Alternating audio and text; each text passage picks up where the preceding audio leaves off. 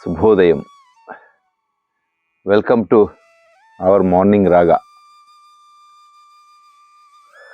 ఉషోదయ వేళ, ఇంకా సూర్యుడు రాలేదు.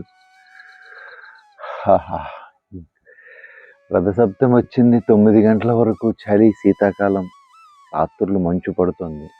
కానీ 9 తర్వాత సూర్యుడు విజృంభిస్తున్నాడు. వావ్, పక్షులన్నీ మేల్కుంటున్నాయి. ఒక్కొక్క పక్షి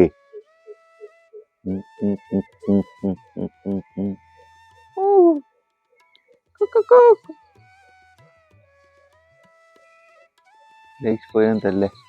జనరల్గా మన అందరికీ క్రికెట్ అంటే చాలా ఇష్టం. అందరం చూస్తాం. ఎంతో కొంత మనకి క్రికెట్ అంటే తెలుసు. ఆడడం రాకపోయినా క్రికెట్ తెలుస్తుంది మనకి. అందులోని క్రికెట్లోని ఒక రెవల్యూషన్ ఏంటి అంటే, నేను అబ్జర్వ్ చేసింది ఆస్ట్రేలియన్ టీం. ఆస్ట్రేలియన్ బుచ్చునా అనేవారు ఒక అతను కోచ్ వచ్చిన తర్వాత అతను ఆ టీంలో ఇంప్లిమెంట్ చేసింది ఏంటి అంటే, జనరల్గా మనం ప్రెజర్ని ఎదుటి వాళ్ళ మీద క్రియేట్ చేయడం అనేది వాళ్ళు ప్రాక్టీస్ చేశారు. ప్రెజర్ని ఎదుటి వాళ్ళ మీద క్రియేట్ చేస్తూ ఉంటారు. అంటే ఫీల్డింగ్లో కూడా ప్రెజర్ని క్రియేట్ చేస్తారు. అట్లాగే రన్నింగ్ చేసేటప్పుడు బిట్వీన్ ది వికెట్లను కూడా ప్రెజర్ని క్రియేట్ చేస్తారు. ఫీల్డర్ మీద ప్రెజర్ని క్రియేట్ చేస్తారు. లేకుండా అసలు రన్నే లేని ప్లేస్లోనే రన్ చేయడానికి ట్రై చేస్తారు. ఫీల్డర్కి ప్రెజర్ స్టార్ట్ అవుతుంది, వెళ్ళి బాల్ తీసి త్రో చేయడంలో. ఇందులో మిస్టేక్ జరిగితే వాళ్ళకి ఒక రన్ వస్తుంది.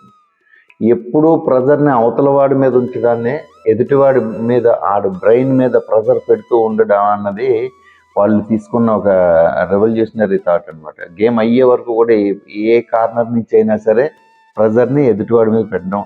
కానీ లైఫ్లో ఎప్పటి నుంచో ఎప్పుడూ ప్రెజర్ ఎదుటివాడి మీద పెట్టడానికి ట్రై చేస్తూ ఉంటారు.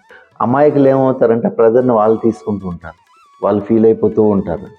ఇలాగ ప్రెజర్ని మనం తీసుకొని మనం ఫీల్ అయ్యి, మనం సెంటిమెంట్గా ఫీల్ అయ్యి, మనం ఎమోషనల్గా ఫీల్ అయ్యి, మనం అంటే ఎవరు హెల్త్ పోతుంది, ఎవరు సక్సెస్ అవుతాడు? ఎదుటివాడు క్రియేట్ చేసే ప్రెజర్ని మనం తీసేసుకొని సెంటిమెంటల్గా సిక్ అయిపోయి, ఇవన్నీ మనకి బ్యాడ్గా మన గురించి బ్యాక్ సైడ్ నుంచి వచ్చే ఏ వినికిడికైనా సరే వీడు ప్రెజర్ ఫీల్ అయిపోతూ ఉంటాడు. ఆ విషయాన్ని వాళ్ళు ప్రెజర్ క్రియేట్ చేయడం కోసం మాత్రమే గేమ్ ఆడుతూ ఉంటారు. ఇదంతా మైండ్ గేమ్లో నడుస్తూ ఉంటుంది. ఈ రిలేషన్స్, ఈ బాంధవ్యాలు, ఇవన్నీ కూడా. కనుక మనిషి వాడు ఎప్పుడు పుట్టాడో ఎప్పుడు చచ్చాడు, ఈ మధ్యలో వాడు ఎంత హ్యాపీగా నవ్వుతూ వెళ్ళాడు. అలా ఉండాలి అని అంటే వాడికి ఒక క్లారిటీ ఉండాలి. వాడేదో ఒకదాన్ని నమ్మాలి. ఆ నమ్మిన దాన్ని పర్ఫెక్ట్గా ఇంప్లిమెంట్ చేయాలి. అది రైట్. ప్రపంచం తప్పు అనుకున్నా పర్వాలేదు, ప్రపంచం రైట్ అనుకున్నా పర్లేదు. నువ్వు నమ్మిన సిద్ధాంతాన్ని నువ్వు పర్ఫెక్ట్గా ఇంప్లిమెంట్ చేసుకో. నీ మనసుకి సాక్షిగా నువ్వు పర్ఫెక్ట్గా వెళ్తున్నావా లేదా అన్నదాన్ని మూవ్ ఆన్ అయిపో.